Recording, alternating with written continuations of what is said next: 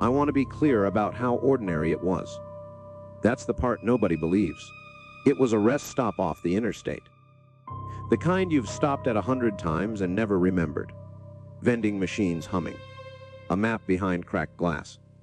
And down a little hallway, past the water fountain. The restroom. I just needed to wash my hands. I pushed the door open. Fluorescent light, the cheap kind that buzzes. Wet tile. A row of stalls along the wall.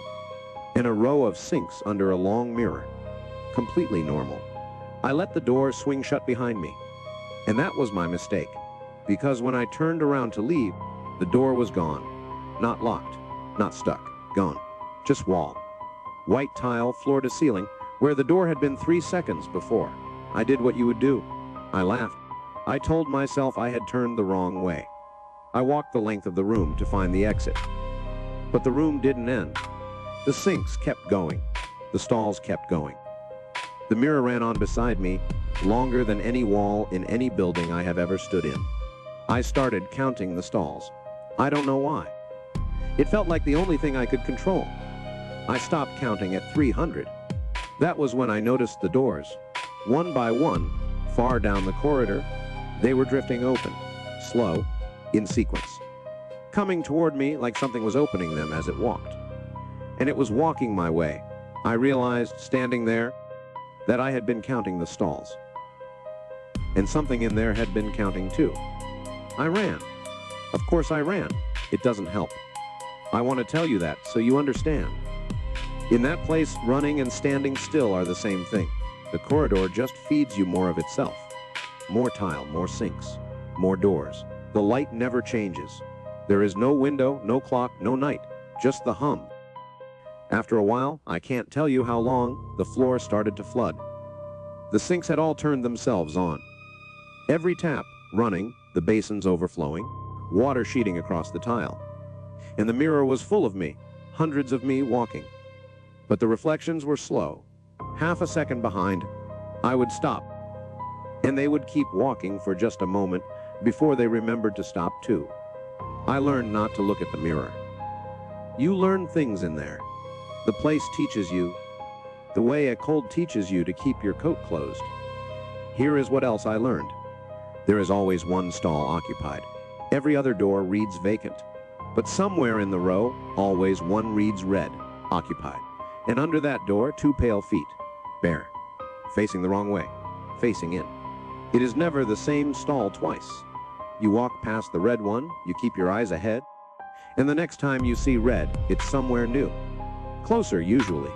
It moves when you're not counting.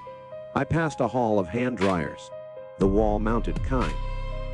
They roared to life as I went by, one after another in a line. Except I was standing still. Something was walking down that hall that I could not see.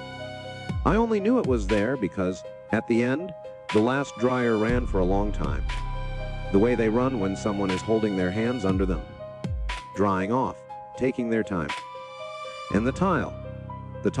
If you look too long at a white tile wall in that place, you start to see that the tiles are faces.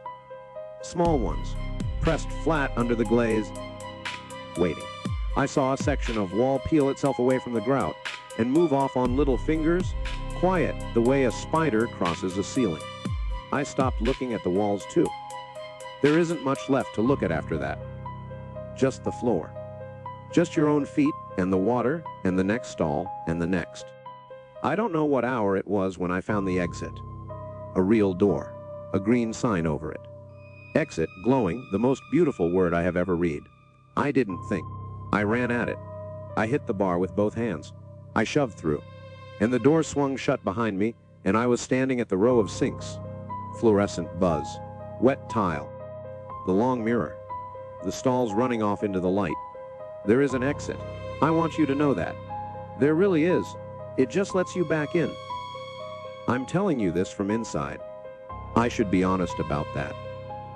I found eventually that one of the stalls had an outlet, and I've been charging the phone off it.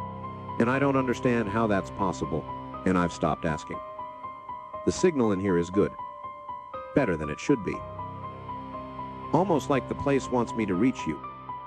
So here is the only thing I know that's worth passing on. It started the moment I let the door shut behind me.